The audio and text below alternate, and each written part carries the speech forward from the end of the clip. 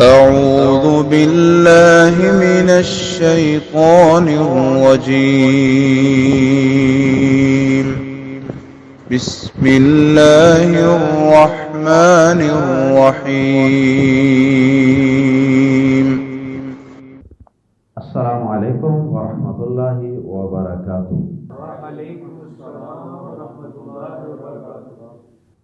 سورۃ العنکبوت آیت نمبر 1 سے 7۔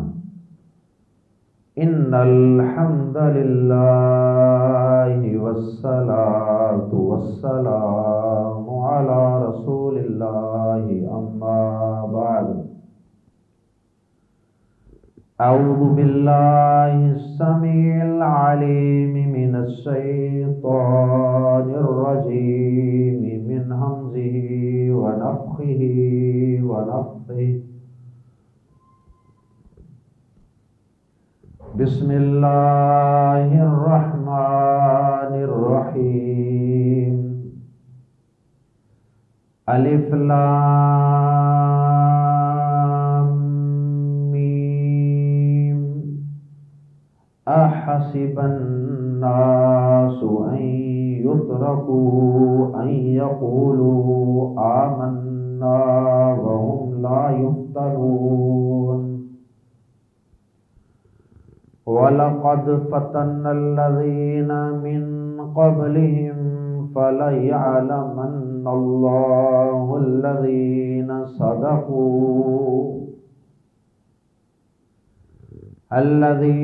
صَدَقُوا وَلَيَعْلَمَنَّ الْكَاذِبِينَ۔ أَمْ حَسِبَ الَّذِينَ يَعْمَلُونَ السَّيِّئَاتِ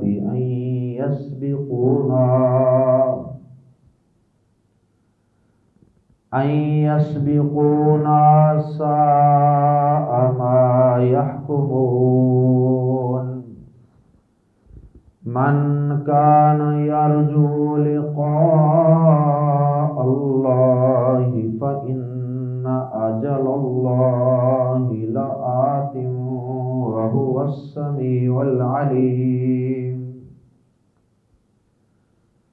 وَمَنْ جَاهَدَ فَإِنَّمَا يُجَاهِدُ لِنَفْسِهِ إِنَّ اللَّهَ لَغَنِيٌّ عَنِ الْعَالَمِينَ۔ وَالَّذِينَ آمَنُوا وَعَمِلُوا الصَّالِحَاتِ لَنُكَفِّرَنَّ عَنْهُمْ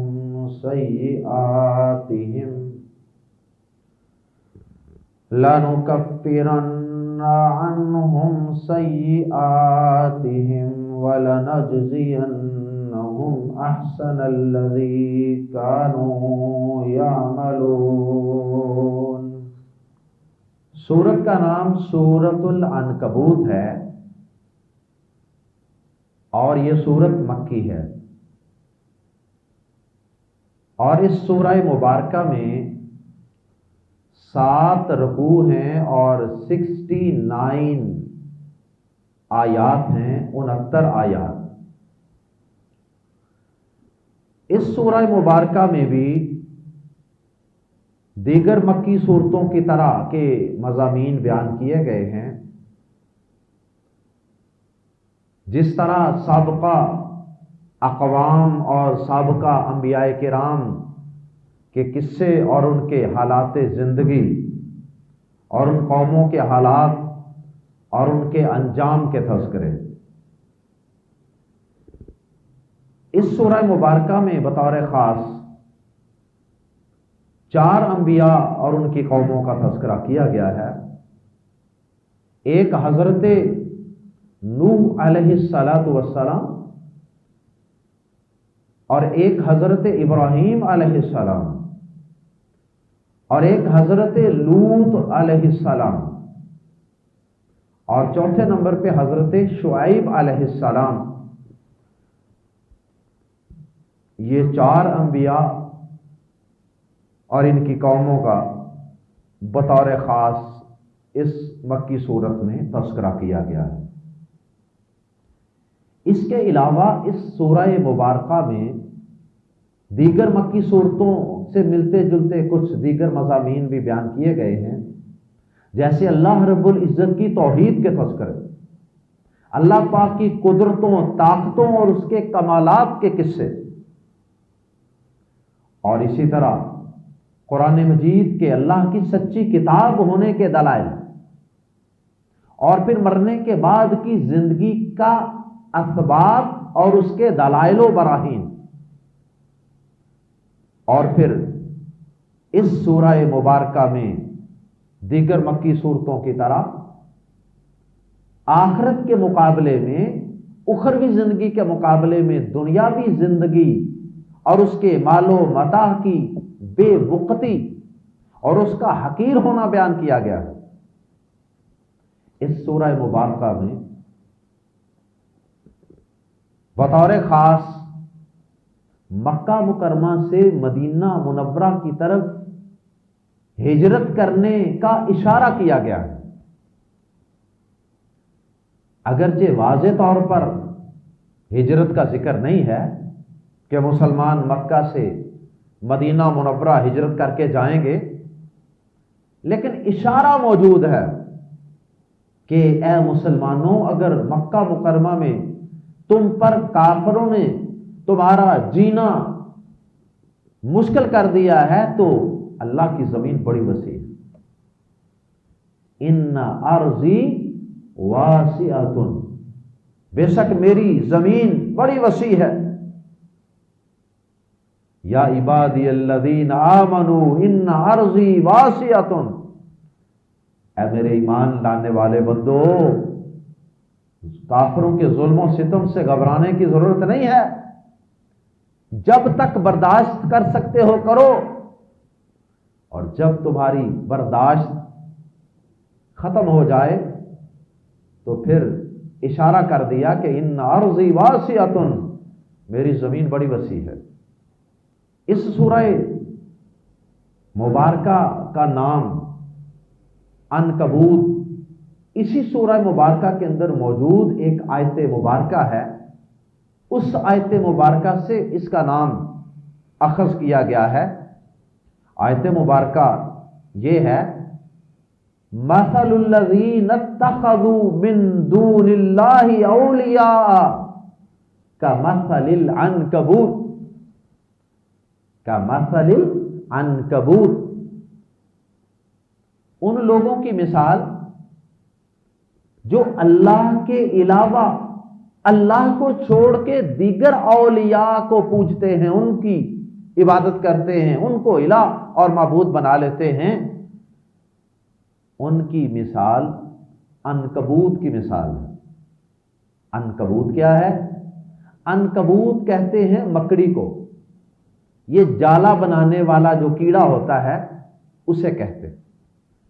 تو اللہ پاک نے اس آیت مبارکہ میں عنکبوت کا لفظ استعمال کیا اور یہ مثال بیان فرمائی کہ جس طرح وہ مکڑی اور کیڑا، آپ دیکھیں اس کی بڑی پتلی پتلی باریک سی دھاگے سے بھی باریک اس کی ٹانگیں ہوتی ہیں، اور اس کا کوئی لمبا چوڑا، کوئی موٹا تازہ، کوئی مضبوط جسم نہیں ہوتا، بہت کمزور سا کیڑا ہوتا ہے۔ اور پھر اللہ پاک نے اس آیت مبارکہ میں مزید یہ بھی فرمایا کہ جو وہ مکڑی جالا بناتی ہے، عنکبوت جو جالا بناتا ہے، گھر بناتا ہے اپنا، وہ گھر بھی بہت کمزور، اور وہ کیڑا بنانے والا وہ بھی بہت کمزور، دونوں ہی بہت کمزور۔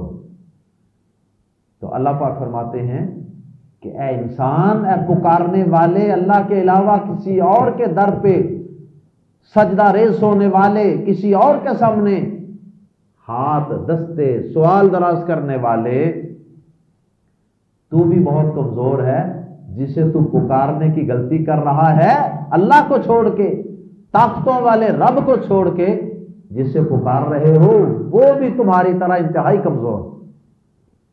بہرحال یہ تھا اس سورہ مبارکہ کے نام کا تھوڑا سا تعارف۔ گویا کہ سورہ مبارکہ کے نام کے اندر بھی توحید موجود ہے، اور اس سورہ مبارکہ میں چند اہم اور مشہور آیات جن سے ہم اس سورت کو یاد رکھ سکتے ہیں، اس کی پہچان کر سکتے ہیں، وہ چند آیات بھی سماعت فرما لیجیے، مشہور و معروف آیات۔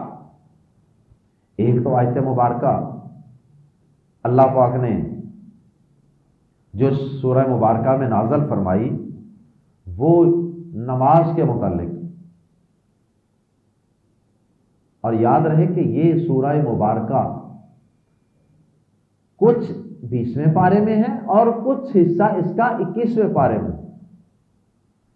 تو جہاں سے 21واں پارہ شروع ہوتا ہے، آغاز ہی میں یہ آیت ہے وَأَقِمِ الصَّلَاةَ إِنَّ الصَّلَاةَ تَنْهَى عَنِ الْفَحْشَاءِ وَالْمُنْكَرِ، اور نماز قائم کرو، بے شک نماز بے حیائی اور فحاشی سے، برے کاموں سے روکتی ہے۔ اسی طرح اللہ پاک نے اسی سورۃ العنکبوت میں ایک اور بڑی پیاری آیت نازل فرمائی ہے، جو اللہ کے رستے میں، اللہ کے دین کے لیے، شیطان سے بچنے کے لیے، اللہ کی اطاعت و فرما برداری کے لیے اور کفر کو لتاڑنے اور پچھاڑنے کے لیے جو کوشش کرتے ہیں، جہاد کرتے ہیں، چاہے وہ اپنے نفس کے خلاف ہو، چاہے شیطان کے خلاف، چاہے کفار کے خلاف۔ جہاد کرنے والوں کو اللہ پاک نے ایک خوشخبری دی ہے، اس خوشخبری کا ذکر بھی اسی صورت میں فرمایا وَالَّذِينَ جَاهَدُوا فِينَا لَنَهْدِيَنَّهُمْ سُبُلَنَا، وہ لوگ جو ہمارے راستے میں ہماری خوشنودی کے لیے جہاد کرتے ہیں، فرمایا لَنَهْدِيَنَّ، ہم ضرور بے ضرور کھول دیتے ہیں، ہم ان کے لیے دکھا دیتے ہیں ان کو، یا کھول دیتے ہیں ان کے لیے سبولنا، سبیل کی جمع سبل، ایک رستہ نہیں، اپنے کئی رستے ہم ان کے لیے کھول دیتے ہیں۔ اللہ اکبر۔ تو یہ مشہور آیت والذین جاہدوا فینا لنہدینہم سبلنا، یہ بھی اس سورہ مبارکہ میں موجود ہے۔ اسی طرح ایک آیت ہے قرآن مجید کے حفظ کی فضیلت میں۔ عام طور پہ یہ کہا جاتا ہے کہ قرآن مجید کو صرف زبانی یاد کرنے کی فضیلت میں جتنی احادیث پیش کی جاتی ہیں، ان میں سے کوئی بھی صحیح درجے پر فائز نہیں ہے، یعنی وہ کمزور روایات، لیکن قرآن مجید کی اس سورۃ العنکبوت میں ایک آیت مبارکہ ہے جو قرآن مجید کو سینوں میں محفوظ کرنے کی فضیلت اور عظمت کو بیان کرتی ہے۔ قرآن مجید کے متعلق اللہ پاک فرماتے ہیں کہ بل ہوا آیات بینات، یہ قرآن مجید کوئی کسی جادوگر کا کلام نہیں ہے، کسی انسان کا کلام نہیں ہے، بل ہوا آیات بینات، بلکہ یہ بڑی ہی واضح اور روشن آیات ہیں۔ اور یہ آیات کہاں ہیں؟ فی صدور الذین اوتوا العلم، اہل علم کے سینوں میں محفوظ، اہل علم کے سینوں میں محفوظ۔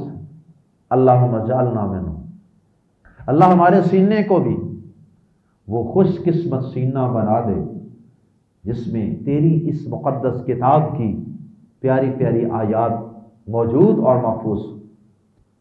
اور اللہ پاک نے خود قرآن مجید کی حفاظت کا وعدہ بھی کیا تھا، انا نحن نزلنا الذکر وَإِنَّا لَهُ لَحَافِظُونَ، ہم اس کی ضرور حفاظت کریں۔ تو اس حفاظت کے لیے اللہ پاک نے ایک کام یہ کر دیا کہ قرآن مجید کو اہل علم کے سینوں میں محفوظ کر دیا، اور یہ اعزاز صرف قرآن مجید کو حاصل۔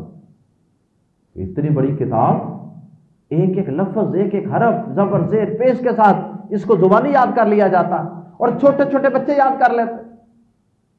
ابھی حال ہی میں ہمارے شہر گجرانوالہ میں ایک جامعہ ہے، جامعہ محمدیہ، جی ٹی روڈ پہ۔ اس جامعہ میں ایک بچے نے 29 ڈیز، 29 دنوں میں، ایک کم 30 دنوں میں قرآن مجید زبانی یاد کر لیا، حفظ کر لیا. سوری، اس کی عمر اندازاً 15 سال ہے. ایک مہینے سے بھی کم وقت میں قرآن اپنے سینے میں محفوظ کر رہا ہے. یہ اس قرآن مجید کی صداقت و حقانیت کی دلیل نہیں تو اور کیا. بہرحال یہ آیت مبارکہ بھی بل ہوا آیات بینات فی صدور الذین اوتوا العلم، یہ بھی اسی سورۃ العنکبوت میں موجود. یہ تو تھا تھوڑا سا اس سورہ مبارکہ کا تعارف اور اس کے مضامین کا تعارف اور اس کے اندر سے چند مشہور آیات کا تذکرہ. اب آتے ہیں اس سورہ مبارکہ کی پہلی 7 آیات کی تفسیر کی طرف جو ہم نے آغاز میں تلاوت کی ہیں. ان 7 آیات میں اللہ رب العزت نے مکہ مکرمہ کے اندر رہنے والے، بسنے والے اہل ایمان کو حوصلہ اور تسلی دی ہے، کیونکہ یہ سورت مکہ میں اتری اور ان حالات میں اتری جب مسلمانوں پر کفار کی طرف سے شدید قسم کا ظلم و ستم اور اس کے ظلم و ستم کے پہاڑ توڑے جا رہے ہیں. کلمہ پڑھنا، ایمان لانا، مرنے کے بعد کی زندگی پر یقین کرنا، قرآن کو اللہ کی سچی کتاب، نبی پاک صلی اللہ علیہ وسلم کو صادق اور امین ماننا، یہ گویا کہ مکہ مکرمہ میں رہنے والوں کا اس کائنات میں سب سے بڑا جرم تھا. اب کافروں نے مسلمانوں کا جینا حرام کیا ہوا تھا، اور فطری طور پر انسان جب مصیبتیں، تکلیفیں، آزمائشیں، امتحانات برداشت کرتا ہے، ان سے گزرتا ہے، کسی وقت مصیبتوں اور پریشانیوں اور زخموں کی تاب نہ لا کر انسان گھبرا بھی جاتا ہے اور اس کا حوصلہ کبھی کبھی کمزور بھی پڑ جاتا ہے. تو ایسے حالات کے اندر کہ جب مسلمانوں کی مکہ مکرمہ میں آزمائش ہو رہی تھی، اللہ کے پیارے نبی صلی اللہ علیہ وسلم کے پاس خباب بن ارت رضی اللہ تعالی عنہ تشریف لائے. ان کے گھرانے پر بھی بڑا ظلم ہوا. کہنے لگے پیارے نبی صلی اللہ علیہ وسلم کہ آپ ہمارے لیے اللہ سے مدد نہیں مانگتے؟ کیا آپ اللہ پاک سے ہمارے لیے دعا نہیں کرتے؟ پیارے نبی صلی اللہ علیہ وسلم اس وقت بیت اللہ کے ساتھ ٹیک لگا کر تشریف فرما. آپ فوری طور پہ سیدھے ہو کر بیٹھ گئے اور تھوڑا سا آپ غصے میں بھی آ گئے، چہرہ مبارک بھی سرخ ہوا. آپ نے کہا کہ اے خباب، تم سے پہلے لوگوں میں صورتحال یہ تھی کہ پہلی اقوام کے اندر ایسے ایسے لوگ گزرے ہیں کہ جب ان میں سے کوئی شخص ایمان لاتا تھا اس دور کے پیغمبر پر، تو اسے زمین میں گاڑ کر، یعنی اس کے جسم کو اتنا زمین پہ گاڑ دیا جاتا تاکہ وہ ہل نہ سکے، بھاگ نہ سکے. زمین میں اچھی طرح اسے گاڑ کر، فکس کر کے، فرمایا کہ اس کے سر کے اوپر آرا رکھ کر اس کو چیر کر 2 حصے کر دیا جاتا، اس کی کھوپڑی کے 2 حصے ہو جاتے. اور اسی طرح فرمایا کہ لوہے کی کنگیاں لے کر ایمان والوں کے جسم سے، ان کی ہڈیوں سے گوشت کو نوچ کر ہڈیوں سے الگ کر دیا جاتا. اللہ محفوظ فرمائے، اللہ محفوظ فرمائے، اللہ ان ایمان والوں پر رحم فرمائے. پیارے نبی صلی اللہ علیہ وسلم فرماتے ہیں کہ اتنا ظلم و ستم کیا جاتا تھا، اس کے باوجود حالت یہ تھی فما یصدہ ذلک عن دینہ، یہ سارے ظلم و ستم بھی اس ایمان والے کو اس کے ایمان سے اور دین سے پیچھے ہٹانے میں کامیاب نہیں ہوتے تھے. یعنی اتنے ظلم و ستم کے باوجود وہ ایمان پہ ڈٹا رہتا تھا، اور اسی حال میں اس کی روح کے جسم سے پرواز کر جاتی تھی۔ پیارے نبی صلی اللہ علیہ وسلم نے اسلام کے غلبے کی طرف بھی اشارہ کیا کہ ابھی تو یہ پہلا فیز ہے، فیز 1 ہے ایمان کا، اس میں تمہاری آزمائش ہوگی، تمہارا ٹیسٹ ہوگا، امتحان ہوگا، اس کے بعد جا کر جب اللہ پاک کھرے کھوٹے کو الگ الگ کر دیں گے اور تمہاری آزمائش کر لیں گے، وَلَنَبْلُوَنَّكُمْ بِشَيْءٍ مِّنَ الْخَوْفِ وَالْجُوعِ وَنَقْصٍ مِّنَ الْأَمْوَالِ وَالْأَنفُسِ وَالثَّمَرَاتِ وَبَشِّرِ الصَّابِرِينَ۔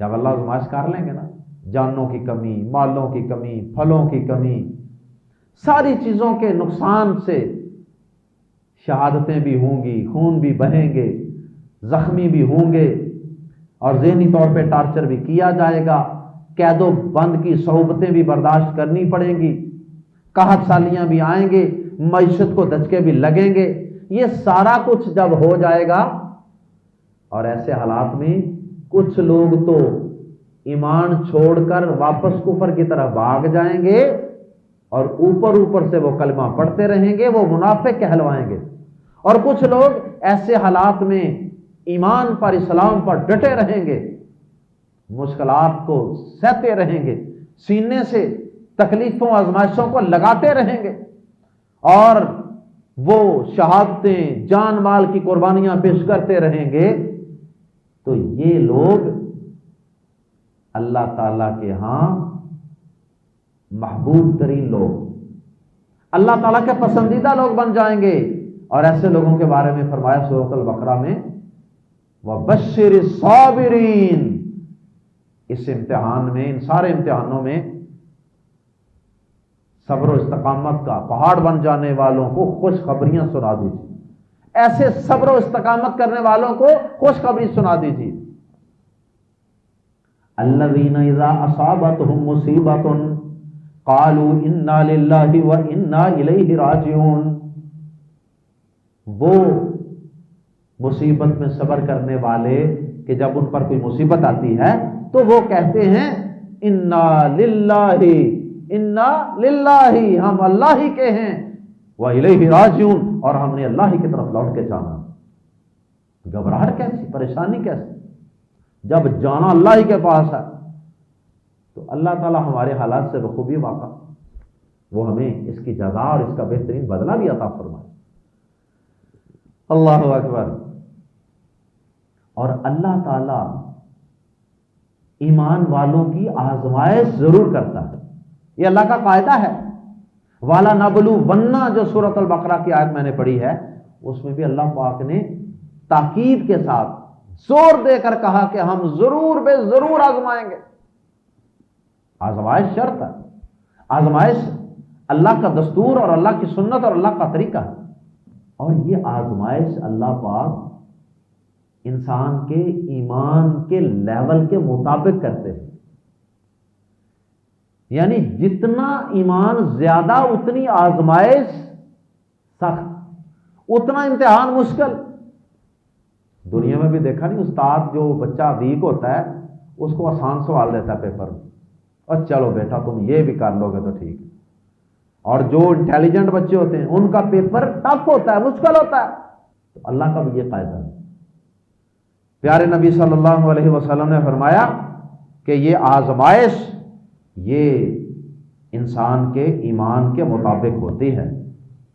پیارے نبی صلی اللہ علیہ وسلم سے، پیارے نبی صلی اللہ علیہ وسلم کے صحابی سعد بن وقاص رضی اللہ تعالیٰ عنہ نے سوال کیا، کہ اللہ کے نبی صلی اللہ علیہ وسلم سب سے زیادہ آزمائش کس کی ہوتی ہے؟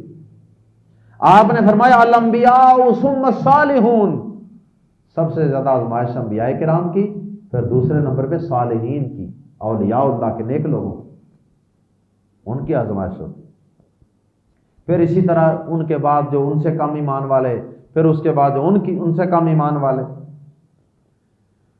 اللہ اکبر۔ فرمایا کہ اللہ تعالیٰ بندے کی آزمائش کرتا رہتا ہے، اس کا امتحان لیتا رہتا ہے۔ فرمایا کہ حتی یمشی علی ظہر الارض لیس علیہ خطیہ، حتیٰ کہ آزمائشیں کر کر کے اللہ تعالیٰ اس کے گناہوں کو معاف کرتے رہتے ہیں، اس کے درجات کو بلند کرتے رہتے ہیں، حتیٰ کہ یہ بندہ زمین پر چل رہا ہوتا ہے اس حال میں کہ یہ گناہوں سے پاک صاف ہوتا ہے۔ اللہ اکبر۔ تو اللہ پاک نے آیات زیر تفسیر میں آزمائش کرنے کے اپنے اس قانون کا ذکر فرمایا ہے کہ آزمائش شرط ہے۔ امتحان کے بغیر دنیا میں بھی انسان ترقی کی منازل طے نہیں کر سکتا۔ کسی بڑی پوسٹ پر، کسی بڑے سٹیٹس اور عہدے پر انسان امتحانوں سے گزرے بغیر نہیں پہنچ سکتا۔ اور اللہ پاک اس امتحان اور آزمائش کے ذریعے سے کھرے اور کھوٹوں کو الگ الگ کرتے ہیں، کھرے کھوٹے کو الگ، سچے جھوٹے کو الگ، خالص مومن اور منافق کو الگ الگ اللہ تعالیٰ کرنا چاہتے ہیں۔ جو منافق ہوتا ہے وہ تو فٹافٹ بھاگ جاتا ہے، وہ چھوڑو جی ہمیں باتیں تھی جی، اللہ کے نبی کی باتیں نعوذ باللہ صحیح نہیں تھی، اور وہ کافروں کو دیکھ کر ان سے متاثر ہو جاتا ہے، ایمان چھوڑ دیتا ہے، اندر سے بے ایمان ہو جاتا ہے، منافق ہو جاتا ہے۔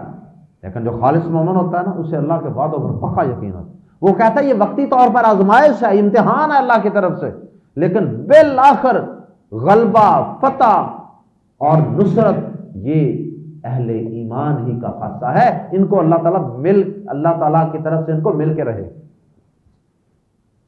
اللہ اکبر۔ آج بھی دیکھ لیں پوری دنیا میں جس طرح کفار مکہ اہل ایمان پر ظلم و ستم کے پہاڑ توڑ رہے تھے نا، آج بھی وہی صورتحال ہے، آج بھی وہی صورتحال۔ آج ایک مسلمانوں کی چھوٹی سی ریاست جہاں مسلمانوں کا قبلہ ہے، جہاں مسجد اقصی ہے، وہاں رہنے والوں پر ظلم و ستم کے پہاڑ توڑے جا رہے ہیں، اور پوری دنیا کا کفر ان ظالموں کی پشت پر کھڑا ہے۔ اللہ اکبر۔ اور اللہ پاک نے واقعی، سبحان اللہ، اللہ پاک نے واقعی ان مظلوموں کو، چھوٹی سی بستی میں رہنے والے مظلوموں کو واللہ ایسی استقامت عطا فرمائی، اتنا ایمان عطا فرمایا ہے، اتنا جذبہ عطا فرمایا ہے، اتنی صبر و ثبات اور استقامت عطا فرمائی ہے کہ 60,000 سے زائد بوڑھے، بچے، عورتیں، جوان شہید ہو چکے، ہسپتال بٹ چکے، مسجدیں شہید ہو چکی، سکول، کالج، یونیورسٹی اور مکانات صفحہ ہستی سے مٹ چکے، ملبے کے ڈھیر بن چکے۔ اس کے باوجود کبھی ان کی زبان سے ناشکری کا کلمہ نہیں سنا، اس کے باوجود الحمدللہ، اللہ اکبر، اللہ اکبر یہ الفاظ پڑھتے ہوئے نظر آتے ہیں۔ ملبے کے ڈھیر پر وہ نماز عید ادا کر رہے ہیں، جمعہ کی نماز، کبھی عید کی نمازیں ادا کر رہے ہیں، کبھی نماز تراویح ادا کر رہے ہیں، اور ان ملبے کے ڈھیروں کے اوپر بیٹھ کر سحریاں افطاریاں کر رہے ہیں۔ کسی نے شکر سیکھنا ہو تو ان سے سیکھ، کسی نے صبر سیکھنا ہو تو ان سے سیکھ۔ جس طرح اللہ پاک نے ان مکہ میں رہنے والے نبی پاک صلی اللہ علیہ وسلم کی قیادت میں رہنے والے صحابہ کرام کی آزمائش کو بالآخر ختم کر دیا تھا، اور ان کو اللہ پاک نے پھر تھوڑے ہی سالوں کے بعد نصرت اور فتح عطا فرما دی تھی۔ انشاءاللہ یہ مظلوم بھی بہت جلد انشاءاللہ دنیا کے ان بڑے بڑے ظالموں کو انشاءاللہ نیست و نابود کریں گے۔ ابھی بھی ان کا بڑا حوصلہ، بڑی بڑی نام نہاد سپر پاوریں سب جمع ہیں، اور اس کے باوجود ان کو ناخن چنے چبوا رہے ہیں۔ الحمدللہ، اللہ ان کی مدد فرمائے۔ آئیے قرآن مجید کے الفاظ میں پڑھتے ہیں۔ بسم اللہ الرحمن الرحیم۔ الف لام میم، الف لام میم، یہ حروف مقطعات ہیں جن کی تفصیل اس سے پہلے کئی صورتوں میں ہم پڑھ چکے ہیں۔ سورۃ البقرہ کے آغاز میں بھی یہی 3 حروف مقطعات ہیں۔ یہ اللہ تعالیٰ کی طرف سے کفار کو ایک قسم کا چیلنج ہے کہ آؤ انہی حروف تہجی کو استعمال کر کے قرآن مجید جیسی کوئی کتاب بنا کے دکھا دو۔ کیا حاسب الناس، حساب لگانا، گمان کر لینا، سوچ لینا، کیا حاسب الناس، گمان کیا ہے لوگوں نے، ان یترکو، کہ وہ چھوڑ دیے جائیں گے، ان یقولو، کہ وہ کہہ دیں، آمنا، ہم ایمان لائے۔ کیا لوگوں نے گمان کیا ہے کہ وہ اسی پر چھوڑ دیے جائیں گے کہ وہ کہہ دیں ہم ایمان لائے؟ وَهُمْ لَا يُفْتَنُونَ، اور ان کی آزمائش نہ کی جائے گی۔ فتنہ، آزمائش، اور فتنہ، آزمائش، امتحان۔ فتنہ اس برتن کو کہا جاتا تھا، اس پٹھی کو کہا جاتا تھا جس میں ناخالص کسی دھات کو ڈال کر اس کو گرم کیا جاتا تھا، اور وہ دھات، وہ میٹل میلٹ ہونے کے بعد پگھل کر 2 حصوں میں ڈیوائیڈ ہو جاتی تھی، کچھ حصہ خالص اور کچھ حصہ ناخالص۔ سونے کو اگر پگھلائیں گے، خالص سونا الگ ہو جاتا ہے، کندن، اور اس کے جو ناخالص اجزاء ہیں، جو اندر ملاوٹ ہے، مکسنگ ہے، وہ الگ ہو جاتی۔ آہستہ آہستہ امتحان اور آزمائش کے لیے بھی فتنے کا لفظ استعمال ہونے لگا، ورنہ بنیادی طور پہ یہ اس برتن یا اس پٹھی کو کہتے تھے جس میں کسی دھات کو گرم کر کے اس کے خالص اور ناخالص اجزاء کو الگ الگ کیا جاتا۔ اور بھی دیکھ لیں، کئی چیزیں ہیں ایسی جن میں ایسے گرم کر کے چیزیں الگ کی جاتی ہیں۔ یہ گنے کا رس جو ہے اس کو گرم کیا جاتا ہے، ابالا جاتا ہے، گرم گرم گرم، حتیٰ کہ میل کچیل اوپر آئی جاتی ہے، اس کو سائڈوں پہ اتارا جاتا ہے، سائڈ پہ اتار کے ایک وقت آتا ہے کہ میل کچیل ساری الگ ہو جاتی ہے۔ وَهُمْ لَا يُفْتَنُونَ، اور ان کی آزمائش نہ کی جائے گی۔ مطلب یہ ہے، سوال کے انداز میں اللہ نے پوچھا، لیکن مراد یہی ہے، اللہ بتانا یہ چاہتے ہیں کہ ہم تمہاری آزمائش ضرور کریں گے۔ یہ نہیں ہو سکتا کہ تم ایمان لے آئے، کلمہ پڑھ لیا اور بس مسجدیں بنا لیں، وہاں اللہ اللہ کیا، کلین ڈال لیے، خوبصورت مسجدیں بنا لیں، روزے رکھ لیے اور حج عمرے کر لیے، تسبیح پھیر لی، اللہ اللہ کر لیا، اور تمہارا امتحان ہی کوئی نہ ہو، اور تمہارے اندر کھرے کھوٹے سب مکس ہو کر رہیں مسلمانوں میں۔ ایسا نہیں ہو سکتا۔ آزمائش صحیح معنوں میں اس وقت ہوتی ہے جب کفار سے ایمان والوں کا ٹکراؤ ہوتا ہے، میدانوں میں خصوصاً ٹکراؤ۔ اللہ پاک نے پہلے ان ایمان والوں کی 13 سال کفار کے سامنے بے بسی کی صورت میں، کمزوری کی شکل میں آزمائش کی۔ لڑائی نہیں کرنی، تکلیفیں سہنی ہیں، اور پھر مدینہ منورہ میں ہجرت کروا کر پھر وہاں سے کبھی بدر میں، کبھی احد میں، کبھی تبوک میں، کبھی حنین میں، مختلف جگہوں پر کفار سے باقاعدہ ٹکراؤ کروایا، وہ بھی آزمائش۔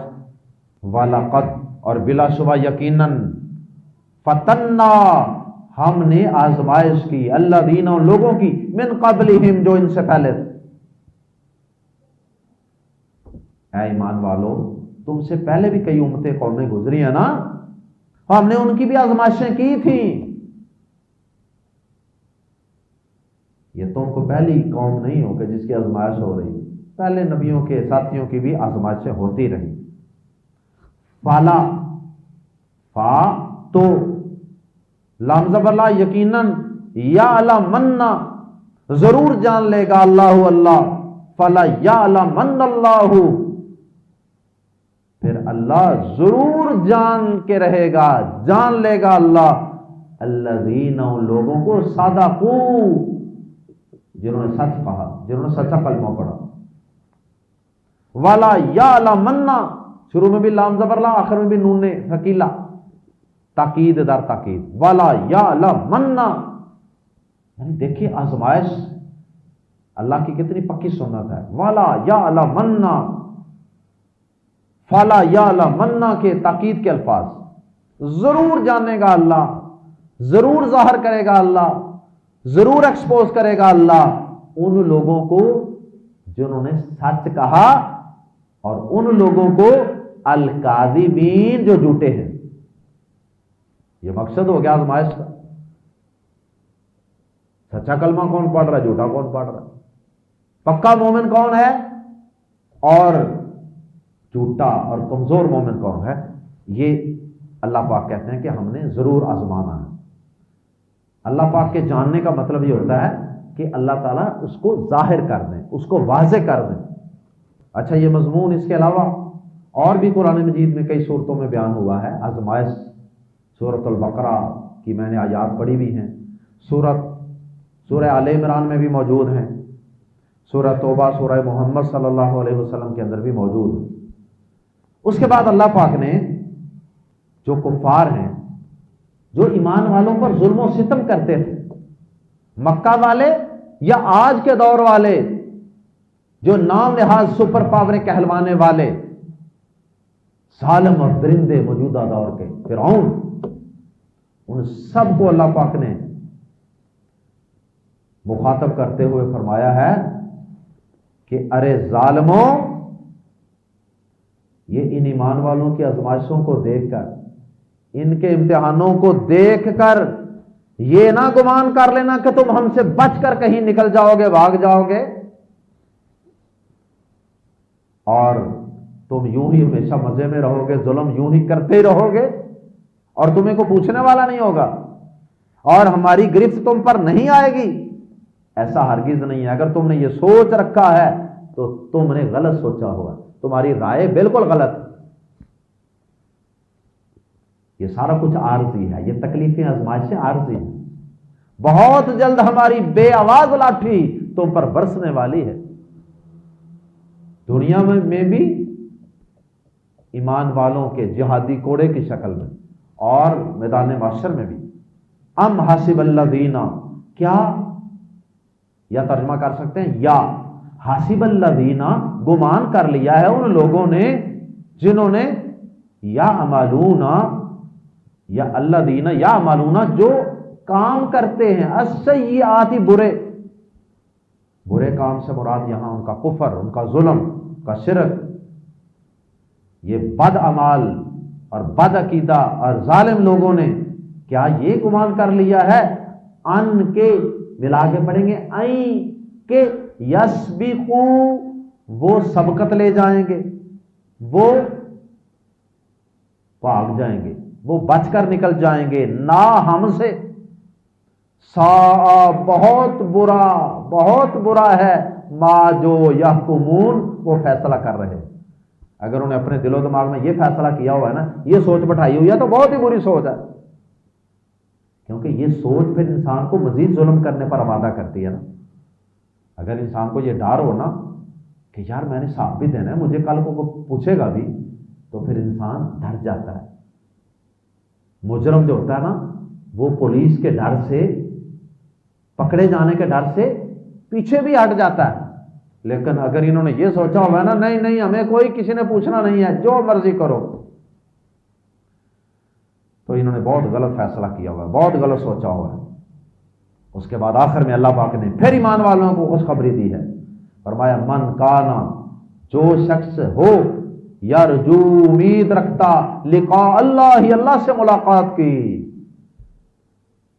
فإنا, تو یقیناً, اجل اللہ, اللہ کا مقرر وقت, لام زبر لا, ضرور, آتن, یہ اصل میں تھا آتیون, یا حذف کر دی گئی ہے, آتن, آنے والا ہے, لا آتن, ضرور آنے والا ہے.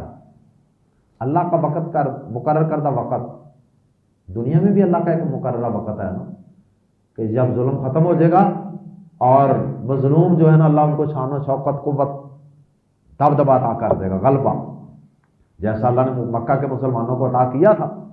8 ہجری کو فاتحانہ شان سے مکہ میں داخل ہو رہے تھے. تو اس سے مراد قیامت کا دن بھی ہے. جو اللہ سے ملاقات کی امید رکھتا ہو تو بے شک اللہ کا مقرر وقت ضرور آنے والا ہے, حساب سارے چکا دیے جائیں. وَهُوَ السَّمِيعُ الْعَلِيمُ, اور وہی سب کچھ سننے والا, سب کچھ جاننے والا. اللہ کو پتا ہے مظلوموں کی چیخو پکار بھی وہ سن رہا ہے, اور ان پر ڈھائے جانے والے ظلم و ستم کو بھی وہ جانتا ہے۔ وَمَنْ جَاهَدَ، اور جو شخص جہاد کرتا ہے، فَإِنَّمَا، فا تو انما یقیناً، یا اس کا ترجمہ کرتے ہیں محض صرف، یجاہد وہ جہاد کرتا ہے، لنفسہ اپنے ہی آپ کے لیے۔ جو جہاد کرتا ہے وہ اپنے ہی لیے جہاد کرتا ہے، مطلب یہ کہ اس کا فائدہ اس کی اپنی ہی جان کو ہے۔ اب جہاد سے مراد پچھلی آیات کے ساتھ اس کا ربط یہ بھی ہو سکتا ہے کہ جب کافر ظلم کرتے ہیں تو انسان صبر سہتا ہے، تکلیف برداشت کرتا ہے، ایمان پر قائم رہتا ہے، اللہ کی اطاعت و فرمان برداری پر قائم رہتا ہے، تو یہ جہاد ہے، جہاد میں نفس۔ یا انسان کا نفس برائی کرنے کو چاہتا ہے لیکن وہ اپنے نفس کو دبا کے رکھتا ہے، جہاد۔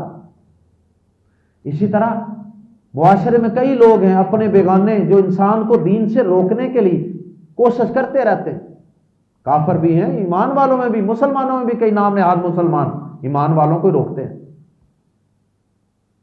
اسی طرح شیطان بھی انسان کو بہکاتا رہتا ہے، وہ بھی اللہ کی راہ سے روکتا رہتا ہے۔ یہ سب رکاوٹیں ہیں اللہ کے احکامات پر کاربند رہنے میں۔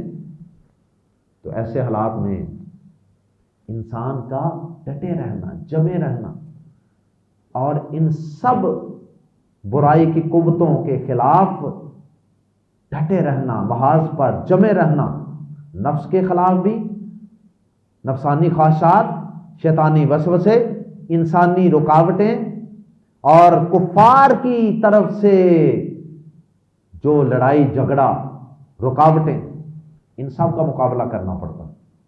یہ ساری ہی جہاد کی قسمیں ہیں، اور ان میں سب سے افضل جہاد کون سا ہے؟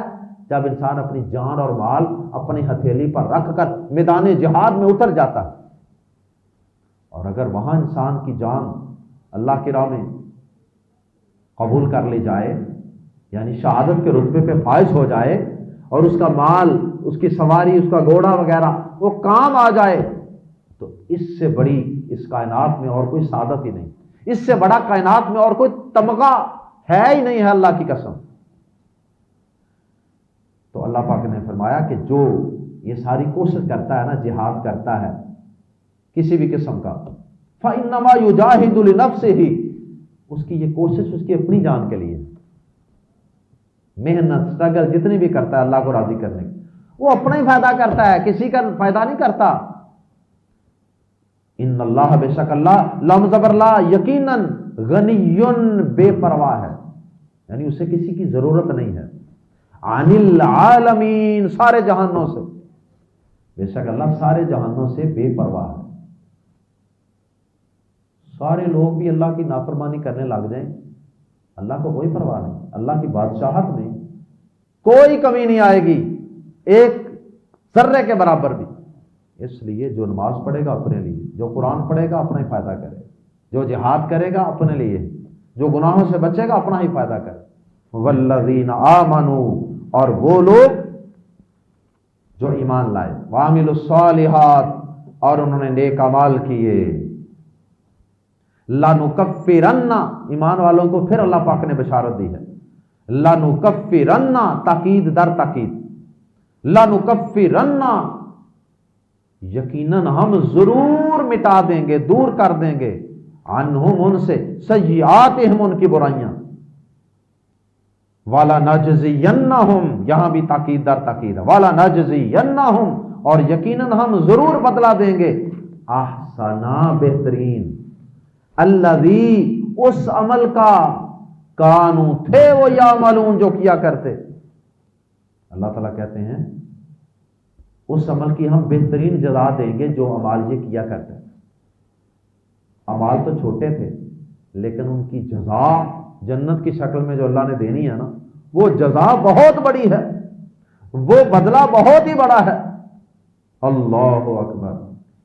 اللہ ہم سب کو آزمائشوں سے محفوظ فرمانا۔